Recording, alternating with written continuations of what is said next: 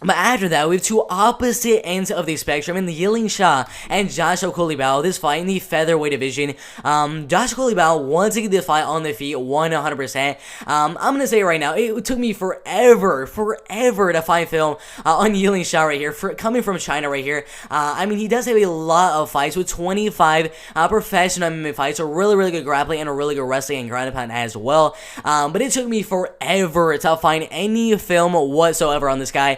I mean, I was searching for at least a good 35 minutes before I found like any film, and that was with the Zhu Rong fight and the Alexei Oleinik. Those are the only two real fights that I really found any film on, but I really could not find any film. The only thing I took from the film that I saw from Yilan, he wants to take you down, he wants to get you to the cage, get the body lock, get the trip takedown, get side control, ground and pound over and over again, and then get the submission. He's gonna want to get the fight to the ground as soon as possible, but he does have 9 knockout wins, mainly by ground and pound TKO, with 5 submission wins and 5 decision wins. But he's obviously gonna want to get the fight to the ground and get the submission or the ground and pound TKO.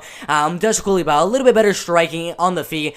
He will be a little bit taller, a little bit more lengthy. You see right here with a 2-inch reach advantage and then a 2-inch height advantage right there. Most likely, he's gonna want to keep the fight on the feet 100%. He does have a pretty good straight right hand and some amazing kicks, really good body kicks right to the liver, and some pretty good head kicks as well. But 5 knockout wins and 3 decision wins overall should be a pretty interesting fight. I probably wouldn't bet on it, considering Joshua Culibao is a pretty sizable favorite. Let's see if I can find it. Minus 230. Those are the best odds that you can get Joshua Culibao at right now. Probably just stay away from it. I don't like that big of a spread on odds on Joshua Culibao and Yilan, considering Yilan could just play the lay and pray tactic and just have a little bit of ground and pound here and there. Those little tap shots that Derek Brunson and Colby coming to do in their fights. But I probably just stay away from betting on this one, considering I think the fight will go all the way. Maybe you just put a bet on the fight going to decision. I probably wouldn't put a bet on either fighter actually winning the fight by decision. I maybe go Yilan as the underdog winning the fight by decision, but other than that, I mean, there's not really any good bets for the fight. I'm gonna say right now, just stay away from the fight. I mean, there's a lot of other good fights on here that have a lot of other a lot of better upside in their value. So I'd probably just stay away from betting on this one right here.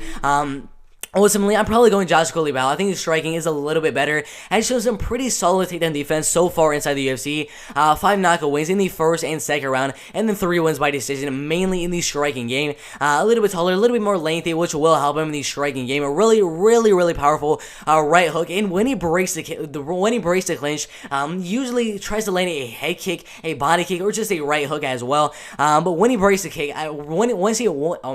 once he breaks the clinch, he just lands a really good shot. So I think this fight will spend a lot of time in the clinch, considering Yilan wants the fight to go to the ground. He wants to get that body lock in the clinch, go for the trip takedown, get the fight down, and then ground and pound and go for the submission. But overall, Joshua Culibao, not really the best wrestling offense, but his takedown defense is honestly pretty good. He uses the guillotine to get back up on the feet as well. But 1-2, 1-2, 1-2, 1-2 over and over again. Joshua Culibao, he's just gonna want to keep the fight on the feet and just 1-2 over and over again. And ultimately, most likely will win the fight by decision. But in my opinion, if I were to put betting odds on this one, I probably have Joshua Culibao around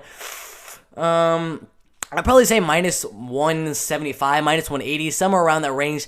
Definitely wouldn't have him as a 2-1 favorite, considering the grappling and wrestling pedigree of Yilan right here. He wants to fight to the ground. He wants to get the body lock takedown, get you down, and ground pound you, and get the submission. So this is definitely a fight I would not bet on unless you're going for the underdog in Yilan winning by decision at plus 430.